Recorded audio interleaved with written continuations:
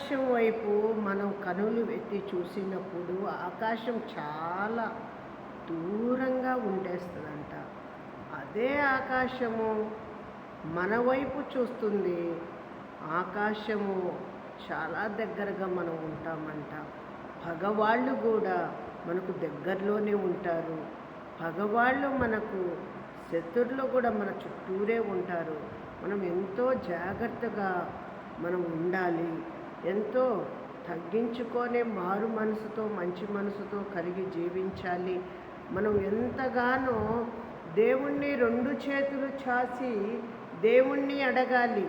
అయ్యా, నువ్వు ఈ భూమి మీద మమ్మల్ని తీసుకొచ్చి ఆకాశం ఇచ్చావు, భూమి ఇచ్చావు, సూర్యుడు చంద్రుడిని ఇచ్చావు. ఈ సమస్తములో మనకు ఏది కొలత లేకుండా మనకు ఇస్తున్నావు. మనకు నడక, ఆలోచన, హృదయం అన్నీ ఇస్తున్నావు. నువ్వేనయ్యా మాకు కాపాడేవాడివి అని మనం దేవుణ్ణి ప్రార్థించాలంట. దేవుణ్ణి మనం అడగాలి అన్నమాట. పగవాళ్ళ గురించి మనకు అవసరం లేదు.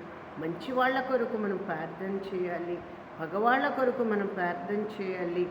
ఈ లోకంలో ప్రతి వారి కొరకు మనం ప్రార్థించాలి. మంచి మనసుతో కలిగి జీవించే వాళ్ళ మనం ఉండాలి.